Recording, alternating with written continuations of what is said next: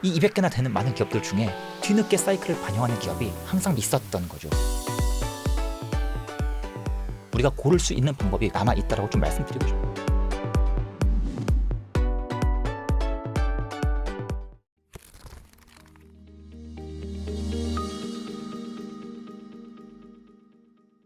근데 이제 그 구만전자까지 갈 때까지만 해도 포모를 못 느끼던 사람들이 또 이제 주식 투자 오래 하신 분들은 물론 이제 그런 분들은 반도체에 잘 투자하시겠습니다만 아까 말씀해 주셨던 16년, 17년 그때처럼 수급의 블랙홀이 돼버릴까 봐 이미 또 그게 나타나고 있잖아요. 그러니까 네. 반도체 삼성전자 움직이니까 조방원도 쉬어가고 코스닥 작살나고 막 바이오주 막 힘들어하고 있고 혹시나 그런 수급 블랙홀이 더 이어지지는 않을까.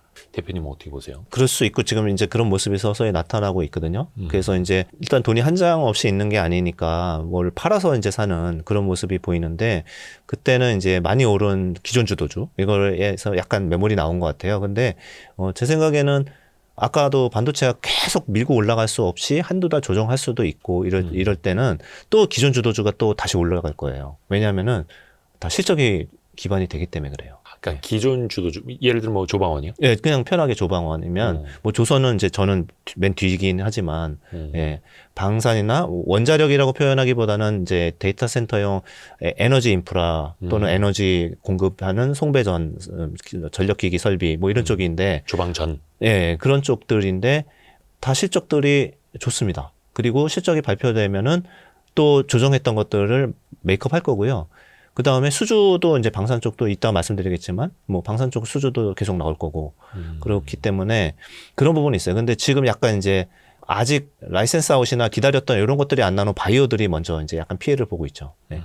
그쪽에 돈이 나와서 삼성전자 반도체 쪽으로 가고 있긴 한데 그런 것들이 일단은 갔다가 다시 돌아왔다가 또 다시 갔다가 이렇게 할 것 같습니다. 네. 엎치락 뒤치락. 예, 예. 그러니까 우리나라가 시장이 작다 보니까 물론 이제 최근에는 코스피 뭐 시가총액 3,000조 넘기는 했습니다만 어떻게 다 좀 사이좋게 같이 오르면 안 됩니까?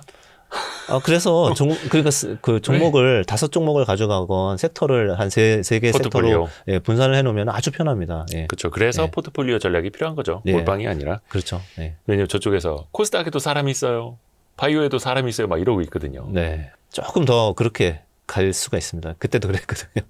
그러니까 다른 주도주 아니면 이제 반도체가요. 반도체가 조금 더 괴롭힐 수는 있습니다. 그래서 또 이제 균형 맞춰서 또 갖고 네. 있어야 된다라는 거고. 근데 다만 기존의 주도주도 끝나지 않았다. 같이 엎치락 뒤치락 갈 수 있다라고 말씀해 주신 거고요. 그래서 참고로 이제 저희 같은 이제 기관은 어떻게 운영하냐면은 반도체도 많이 가져가지만은 방산이나 아니면은 전력기지가 빠지잖아요. 그러면 네. 차트 고점 대비 10% 이상 빠지면 계속 삽니다, 그냥. 주도주는 살아있다. 예, 주도주 계속 삽니다. 그렇게 샀다가 또 다시 신고가 나면은 조금 줄여주고 이런 식으로 계속 매매를 하고요. 약간 이게 비중을. 네, 예, 비중을. 왜냐하면은 그 산업 사이클이 굉장히 길어요. 네. 그렇죠. 한국이 굉장히 운이 좋은 국가인 게 지금 이제 많은 국가들이 필요로 하는 길목지키기에 필요한 모든 원자재나 부품 이런 것들을 많이 다 갖고 있기 잘하니까. 때문에 네, 그래서 그쵸, 사이클이 생각해보면 깁니다. 예. 조선방산 전력기기 네, 3년 넘게 가고 있잖아요, 지금. 네, 대단합니다. 크로스 1자산운용에선 최근에 이제 반도체도 많이 갖고 계시는 걸로 알고 있고 반도체 네. 소부장도 많이 사셨다면서요. 네, 네. 그게 네. 이제 저희가 9월 초부터 이제 좀 집중적으로 샀는데 좀 올라가는 거 보면서 그래도 주봉 보니까 전혀 안 늦었다 싶어서 이제 샀는데요. 중요한 거는 이제 그겁니다. 그냥 뭐 반도체 올라가니까 반도체 가격 올라가니까 사면 이렇게 플레이하면 안 되고요. 실제 저희가 이제 이렇게 반도체 가격이 많이 급등을 하고 이제 쇼티지가 이제 커머더티까지 오면은 증설을 할 수밖에 없다 이렇게 이제 네네네. 생각을 하고 그렇죠. 있고요. 그리고 실질적으로 증설이 가파르게 진행이 되고 있는데 예를 들어 디램만 보면은 삼성전자가 디램 웨이퍼 투입 기준으로 한 65만 장 정도 됩니다. 예. 그런데 이제 원시 그러니까 이제 나노 공정 더 내려간 4세대 투자를 이제 시작을 했어요. 하고 네. 있어요, 지금. 예. 그래서 이제 평택 공장에서 P4 라인 지금 증설하고 있는데 그게 6만 장이에요. 네. 규모가. 그러니까 이제 거의 10% 정도 이제 증설을 하고 있는 거죠. 네. 그런 부분이 있고 하이닉스도 마찬가지입니다. M15 라인도 지금 증설하고 있는데 처음 계획보다 계속 늘리고 있어요. 그래서 거기도 한 6만 장 정도 할 것 같아요. 참고로 하이닉스가 캐파가 월 50만 장 캐파인데 네. 6만 장 하면 또 10% 이상 증설하는 거죠. 그러니까 그동안에 증설이 쭉 없다가 갑자기 이제 증설이 올해부터 시작이 되는 겁니다. 그렇게 되면은 이제 장비 넣어야죠. 네. 장비 넣어야 되고 뭐 전공정 장비, 호구조정 장비, 테스트 장비 이렇게 들어가야 되고 그렇기 때문에 소재는 이제 나중에 또 늘어나겠죠. 그렇기 때문에 그쪽 주가가 조금 올랐다가 한 달 반 올랐을 겁니다. 올랐다가 지금 일부 조정 중인데 저는 이제 동행한다고 생각합니다. 그러니까 사실 이게 그 증설 사이클 오기 전에 또 장비주들은 많이 그냥 한 방에 올라버리잖아요. 그 장비주 투자가 어려운 게 한 6개월 기고 있다가 지금처럼 거의 한 달도 안 되는 사이 시세 다 나버리고 막 이런 건데, 근데 그게 끝나지 않았다라고 보시는 거예요? 네, 아마 차트 보시면은 업체별로 다르긴 하지만 네. 한 2달? 그 급등한 건 한 2달도 안 됐어요. 소부장도 그렇고 반도체 장비주들도 그렇고 그 차트가 마치 오른쪽 보고 있는 코브라처럼 딱 네. 일어서가지고. 근데 아직 끝나지 않았다. 네, 그런데 이제 아주 중요한 말씀해 주신 게 예. 반도체는 더 끌고 오래 가도 되는데 장비는 좀 빨리 나와야 되죠. 사이클이 워낙 크니까. 그렇죠. 예, 내년도 매출하고 이익이 굉장히 많이 좋을 겁니다. 그런데 그 이익을 다 보고 PR 싸다 이러면서 그때 사면은 이미 늦거든요. 그래서 반도체 팔기 한 2-3달 전에 장비는 먼저 내려오는 게 또 과거에 반도체 학습효과로 봤을 때는 장비주는 PER만 보고 예. 들어갔다가 아주 큰일 나죠. 예, 예. 밸류에이션 안 보고 보시는 게 낫습니다. 그 모르셨던 분들은 호돌이 반도체 특강을 꼭 들으십시오. 고정 댓글에 있습니다. 꼭 들으셔야 됩니다. 요것도 좀 여쭤봐야 되겠다. 그 아까 수급의 블랙홀 여쭤봤었는데 지금 저쪽에서 이제 코스닥에도 사람이 있다고 막 외치고 있지 않습니까? 심지어 삼성전자에도 구조대가 왔는데 어떻게 중소형주에도 볕들날이 오겠습니까? 이거 뭐 외국인 장세에서 이런 거 제가 여쭤보기도 참 뭐한데. 중소형주는 솔직히 잘은 모르겠는데 이번 랠리에서는 조금 일단 외국인이 먼저 사고 있기 때문에 예, 외국인이 사는 거 먼저 올라가고 그 다음에 이제 머니게임 할 때 이제 중소형주로 좀 내려올 것 같은데 하나 걱정되는 거는 이제 또 연말 되면은 대주주 요건 회피하려고 좀 매도가 좀 나오잖아요. 그래서 그래도 그 대주 양도세 기준이 50억으로 이제 다시 그 원복된 다음에 네네. 심해지지는 않았잖아요, 시장의 흐름이. 그렇죠. 저는 뭐 그거는 큰 문제는 아니라고 생각해요. 왜냐하면 연말에 팔아도 연초에 다시 사는 거니까. 그런데 이제 지금 이제 약간 소외될 수 있는 부분들은 대형주 위주로 먼저 사고 그 다음에 실적이 좋아져야지 이제 중소형주도 하는데 지금 실적 좋아지는 제일 가파른 것들은 대부분 반도체나 이런 쪽들이에요. 예. 그래서 이제 그 부분이 우선되는 거고 그 다음에 두 번째로는 미국으로 보면 러셀 2000이나 이런 것들이 사실 퍼포먼스가 좋아졌거든요. 그 이유는 미국에서도 금리를 내리니까 민감도가 이제 좋은 것들이 아무래도 금리 부담이 있었던 그런 중소형주들이라서 지수가 다시 좋아지기 시작했거든요. 그런 것처럼 이제 한국에서도 그런 논리를 펼 수는 있죠. 그런데 제가 보기에는 바이오가 좀 좋아야지 올라갈 텐데. 그렇죠. 코스닥. 네, 바이오도 나쁘진 않습니다. 왜냐하면 10월, 11월 계속 학회에 있으면서 발표할 것들도 좀 있고요. 그리고 라이센스 아웃이 나올 수 있는 제일 큰 기업들이 있어요. 그래서 그게 이제 밀리면은 이제 다시 폭삭인데 그렇지 않다 그러면 기대한 대로 이제 나온다 그러면은 코스닥도 괜찮을 것 같아요. 볕이 좀 들길 바라겠습니다. 예. 그리고 최근에 보니까 물론 이제 저희가 10월 17일 금요일 저녁에 촬영을 하고 있습니다만 미국에서 공포지수가 오히려 올라가고 있어요. 변동성이 좀 꽤 커졌죠. 네. 물론 이제 뭐 여러 가지 뭐 미중 무역 갈등도 있겠고 뭐 금리에 대한 이견들도 좀 나타나고 합니다만 언제든지 어떻게 좀 시장에 충격이 올 수도 있을까요? 물론 이건 예측이 참 안 되는 측면이긴 합니다만. 그러니까 이제 뭐 촉발된 거는 11월 초가 되면은 6개월 유예해놨던 이 관세에 대한 부과가 확정이 되고 이제 그 전에 협의를 해서 확정을 지어야 되는데 그게 시간이 좀 남으니까 서로 이제 조금 더 유리한 위치를 점유하기 위해서 무리의 수를 좀 둔 거죠. 뭐 히토류를 먼저 내기를 한다든지, 히토류 그러면 너희도 뭐 100% 관세 더 추가 뭐 이런 식으로 하는데 노이즈라고 생각합니다. 결과적으로는. 왜냐하면은 예를 들어서 우리가 3월, 4월에 생각했던 관세 전쟁하고 지금하고 다른 거는 뭐냐면 다시 또 싸운다 하더라도 그때하고 다른 거는 그때는 일단은 경험하지 못했던 거라서 굉장히 두려움이 컸고 제일 큰 두려움이 뭐냐면 이게 물가를 급등시킨다. 첫째. 네네, 그렇죠. 예. 그리고 두 번째로는 그것 때문에 금리를 올려야 된다라고 주장하는 학자들도 꽤 많았어요. 당시에는. 그렇죠? 그러면서 지수가 폭락을 했죠. 근데 지금은 관세를 다른 국가들 다 올려놨는데 보니까 물가가 아직도 많이 오르진 않죠. 2.9예요. 예. 그러니까 딱 안정이 돼 있습니다. 그런 걸 보니까 거기에 대한 두려움은 일단 없는 거고. 두 번째, 금리가 인상이 아니라 지금 금리 인하 사이클이 새롭게 시작됐잖아요. 1년 만에. 예, 그러니까 금리 인하까지도 가고 있고 이렇게 된다 그러면은 그때처럼 무지하게 싸울 수는 없다. 서로 다 안다라는 거죠. 그렇기 때문에 그거를 뭐 다시 관세 100% 뭐 이런 식으로 얘기하거나 이런 식으로 얘기하더라도 이게 위협에 의한 협상의 도구일 뿐이다. 스마트하다라고 생각하는, 다 스마트합니다, 사람들이. 그래서 이제 그게 빌미는 될 수가 있고 변동성이 커질 수는 있지만은 그것 때문에 다시 옛날에 본 그런 뭐 하락이나 이런 거는 좀 어렵다 이렇게 생각합니다. 그러니까 지금 조금 이제 더 염려가 되는 거는 지난 트럼프 1기 때보다 중국의 체력이 훨씬 더 커졌고 세졌고 오히려 먼저 또 반격을 하기도 하고 그러다 보니까 하는 건데, 근데 저거는 어찌됐든 간에 G2 국가 사이의 패권 경쟁이다 보니까 네. 그냥 계속 간다는 거죠. 네. 시장도 그걸 알고 있고, 또 예를 들어서 트럼프 같은 경우는 뭐 타코라고 뭐 분리하면 또 이제 발을 뺄 수도 있고 또 협상한다고 할 수도 있겠고, 그 10월 말에 이제 에이펙 정상회담 2주도 안 남았네요. 네. 얼마 안 남았습니다. 물론 이제 뭐 이게 정치적인 거 외교적인 거 뭐 전망은 아니겠습니다만 투자자들한테는 과연 에이펙 정상회담이 뭔가 좀 기대하는 포인트 뭐 좀 이렇게 가져가도 될까요? 글쎄요, 그게 뭐 이제 정상회담이 된다는 얘기도 있고 안 될 수도 있는데 예측은 사실은 어렵습니다만 어느 정도는 나쁜 시나리오는 아닐 것 같습니다. 사전적으로 이렇게 서로 실무진끼리 조율을 좀 할 것 같고, 그걸 큰 기대하는 사람도 없지 않을까요? 지금 에이펙 자체를 해가지고. 그러니까 이게 사실 큰 기대도 안 합니다만 어찌됐든 간에 와서 다 정상들이 단체 사진은 찍죠. 그리고 뭐 미중 간에 만나기는 만날 거고, 만났으니까 뭐 악수는 하긴 할 텐데 뭐 설마 이렇게 손을 치지는 않겠죠. 오히려 뭐 사진만 찍고 소득이 없었다 이래서 더 뭐 나쁘게 작용할 수도 있죠. 알 수 없습니다. 그러게 이게 너무 어려워요. 근데 또 이제 미중 간의 패권 경쟁은 뭐 에이펙 이후에도 또 이어질 거고 어차피. 그렇죠. 예. 근데 또 시장은 또 그거를 그래도 알고 있을 거고, 전혀 또 새로운 거는 아닐 테니까요. 또 다음에 제가 이제 여쭤보려고 했던 게 에브리띵 랠리입니다. 네. 뭐든지 다 오르는, 안전자산과 위험자산이 다 오르는. 근데 여기서 최근에 코인이 좀 탈락해가지고, 물론 이제 여러 가지 설들은 있습니다만 캄보디아 뭐 그 세력에 코인이 쏟아질 수도 있다 뭐 이런 얘기도 있고 뭐 모르겠습니다.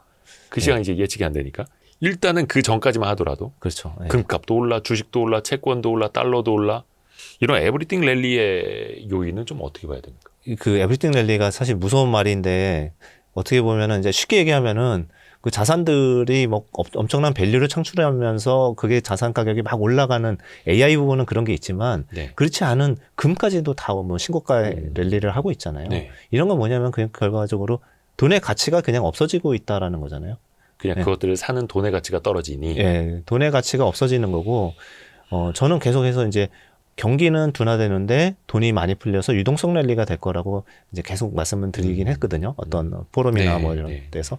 그래서 그 부분이 계속 진행이 되는데 제가 마침 이 차트를 한번 정리해 봤어요. 예. 예를 들어서 우리가 닷컴 버블들 기억하잖아요. 네. 그래서 인터넷 버블이고 인터넷이 처음 생겼던 때인데 이때 보시면은 제가 이제 두 가지를 차트를 보여드릴 건데, 첫째는 시가총액이 얼마나 커졌었는지 미국의 S&P 500이, 그리고 이거를 GDP 대비로 나눴어요. 왜냐하면은 시총은 미국은 계속 올라갔으니까요. 예, 예, 그렇지만 GDP도 계속 커졌다라는 거죠. 그래서 시가총액 대비 GDP를 봤을 때가 페어하게 볼 수 있는데 GDP도 워낙 커졌기 때문에 지금은. 네, 지금은요. 그래서 닷컴 버블 때보다 낮은 수준에 있어요. 아직은 그런 부분이 있고요. 그러니까 미국의 GDP 대비 시가총액이요. 그러니까 시가총액 나누기 GDP. 네. 그러니까 저거는 원래 그 버핏 지수라고 많이 했잖아요. 네. 그래서 그 시가총액이 미국의 GDP의 2배 달하면 그때부터 뭐 버블이다 뭐 이런 이야기도 있고. 그렇죠. 네. 근데 그게 지금 그렇게 더 커지지 않았다는 거예요. 그때보다는 낮은 수준이니까 더 커질 수 있다라는 거고요. 더 중요하게 봐야 되는 거는 통화도 같이 봐야 되거든요. 돈이 얼마나 풀렸냐. 왜냐면 아까 우리 그렇죠. 화두가 통화의 돈이 양. 너무 많이 풀려가지고 그렇죠. 지금 모든 자산들이 올라간다라는 얘기를 하고 있는 거잖아요. 근데 먼저 그 방향, 그러니까 돈을 막 풀 때도 자신감이 있을 때 푸는 건데 그 자신감이 있는 게 바로 그 AI라는 큰 혁명이라는 거죠. 그러니까 이 차트를 왜 여기다 이렇게 그랬냐면 인터넷이라는 게 있었어요. 그러니까 인터넷으로 해서 많은 기업들이 대부분 도산되고 결국 남은 거는 아마존이랑 뭐 시스코 정도 남았는데 네. 닷컴 버블은 신규로였잖아요. 결과적으로 이 인터넷이라는 게 그래도 믿음이 있었기 때문에 큰 돈이 풀렸고 이렇게 시장이 올라간 거고요. 두 번째로 많이 올라갔을 때 보시면은 이때도 있어요. 2008년, 9년 이때가 아이폰이 나왔을 때예요. 네. 스마트폰 이때 나왔을 때도 마찬가지 똑같은 현상이 있었고 돈도 엄청나게 풀렸습니다. 그리고 마지막으로 지금이 바로 이제 AI와 스테이블 코인 뭐 이런 부분들의 자산을 대상으로 해서 저 2008년에 그 돈 풀린 거 이제 스마트폰 때문에 풀린 게 아니라 글로벌 금융위기를 극복하는 과정에서 풀린 거죠. 예, 그때는 예, 그렇고 이제 이해하실까 봐. 투자도 여기에서는 이제 그림에서는 잘 안 보이는데 예, 여기서 총통화 대비 GDP로 나눈 거 말고 그냥 통화로 보시면은 네. 그 전에부터도 계속 풀렸어요. 여기 밑에 있는 선이거든요. 그래서 꾸준히. 확 풀린 걸로 보는 거는 마찬가지 말씀하신 것처럼 금융위기 때 풀렸는데 밑에 있는 선을 보시면은 이때 2008년대도 굉장히 많이 올라가고 있었어요. 네.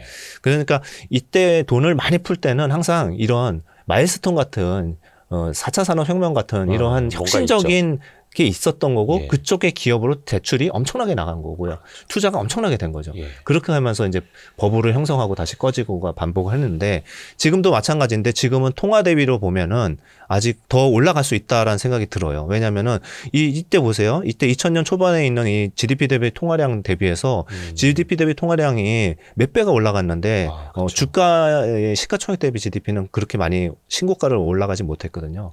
네. 그런 부분 때문에도 버블이 지금 더 형성될 수 있다라는 생각이 드는 거죠.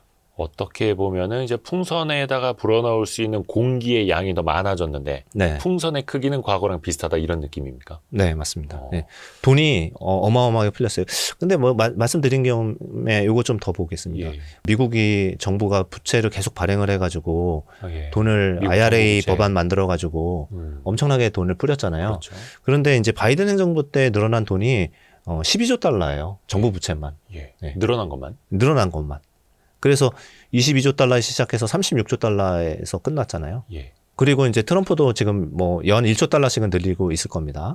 이런 식으로 엄청난 유동성을 공급을 한 거예요. 그래서 연준이 풀었던 뭐 4점 몇 조 달러는 코로나 때 푸른 거고 그게 돈이 안 돌고 해서 은행에 쌓여 있었거든요. 그 쌓여 있는 거를 지금 이제 어떻게 이제 트럼프는 풀냐 하면은 은행한테 줘요. 요약해서 말씀드리면 뭐냐면은 연준의 돈이 남아 돌아서 초과지준도 남아 돌고 역RP도 남아 돌았었어요. 근데 역RP는 다 썼어요. 역RP. 예, 역RP. 그거는 역레포. 역RP는 이제 역레포죠. 네. 네. 그거는 다 은행들이 미국 국채산업하고 다 가져다 썼어요. 그리고 아직도 많이 남아 있는 게 연준의 초과지준율이에요. 그래서 평균적으로 10년 평균이 2조 달러만 있으면 충분한데 지금 3.3조 달러나 있어요. 연준의 은행들이 예치를 해놨어요. 예, 예치금. 예. 그러니까 이걸 안 쓰니까 어떻게 했냐면은 2달 전에 연준에서 SLR을 풀어줬어요. 결국은 지급준비금, 자기네가 갖고 있어야 되는 거를 지급준비율을. 예, 지급준비율을 원래 5%였는데 4%로 낮춰줬어요. 그거는 말 그대로 시중에 돈을 더 푸는 의미잖아요. 은행의 전체 자산의 20%를 더 늘려도 된다라는 얘기예요. 그렇죠. 그러면 그러면은 은행들이 대출을 더 할 수 있고. 그 20%가 어느 정도인지 아십니까? 얼마나 될까요? 그냥 5.5조 달러라고 얘기하더라고요. 골드만삭스 분석 자료 있거든요. 제 슬라이드에도 있고 그런데. 예. 그래서 지금의 돈 푸는 거는 이제 정부가 풀 돈이 별로 없어요. 그 정도면은 네. 은행이 그러니까 연준의 지준율 인하로 인해서 추가로 대출해 줄 수 있는 게 거의 우리나라 2년치 GDP보다 큰 거네요. 그렇죠. 요 슬라이드 그러면 띄우겠습니다. 신뢰도를 높이기 위해서. 이게 SLR을 완화해 준 거잖아요. 네. 그런데 이 골드만삭스 자료인데 은행의 홀딩 컴퍼니에서만 5.5조 달러를 풀 수가 있는 거예요. 그리고 계열사까지 합치면은 거의 다 합쳐서 12조 달러를 더 풀 수 있는 거예요. 그러니까 속수효과. 예. 결국은 이제 뭐냐면은 정부는 돈이 부족하니까 은행한테 규제 완화해주고 대출 더 해주고 그 은행이 자산이 늘어나면은 그거 가지고 국채 사라라고 하는 거죠. 그리고 마지막으로 스테이블 코인까지 지니어스 법안 만들어가지고 그렇죠. 예, 스테이블 코인. 예, 이거 내년 6월부터 시행입니다. 예, 그렇기 때문에 이때 스테이블 코인의 양이 엄청나게 늘어날 겁니다. 예. 그래서 이런 것들이 다 아까 처음으로 돌아가서 돈 찍어내는 거랑 똑같은 효과라는 거예요. 그렇죠. 네. 그러니까 저 어마무시한 유동성 앞에서 미국 증시를 비롯해서 자산 가격이 안 오를 수가 없고. 그렇죠. 그래서 에브리띵 랠리가 되는 겁니다. 그렇죠. 물론 이제 그런 거 대비 달러 인덱스는 뭐 98, 99 왔다 갔다 하니까 달러가 엄청나게 또 막 약세를 보이는 거는 아닌데 어찌됐든 간에 금값이 됐든 간에 자산 가격은 계속해서 올라가고 있고 또 뭐 이제 달러가 강세하는 거는 또 외국에서 그만큼 또 여전히 달러 수요는 또 있다라는 거잖아요. 그러니까 완전히 비유하자면 그냥 돈이 막 복사되고 있는. 예, 그런데 이게 재밌는 게 달러 그렇게 찍어내고 뭐 또는 이렇게 유동성 팽창을 시켜도 또 금리도 내릴 거잖아요. 예. 그래서 이제 그렇게 해도 달러가 크게 쉽게 약세로 안 가는 이유는 다른 나라는 더 나빠서 그래요. 미국만 네. 좋으니까. 예, 지금 뭐 유럽이나 이런 국가들은 실업률 평균이 6%예요. 그래서 미국은 4.3인데 네, 그리고 GDP 성장률은 미국이 한 3배 정도 높아요. 유럽은 뭐 지금 1% 맞추냐 못 맞추냐 이 정도인데 지금 예상되고 있는 게 미국이 3%대거든요. 네. 그렇기 때문에 성장률이. 예, 성장률로 보거나 우리나라도 0% 네. 성장이고. 금리로 보거나 뭐 여러 가지로 봤을 때 아무리 달러를 더 풀어도 물론 다른 국가들도 이제 이징을 하고 있고요. 그러면서 이제 어느 정도 균형을 잡기 때문에 일단은 문제 없이 그렇게 하는 것 같습니다. 예.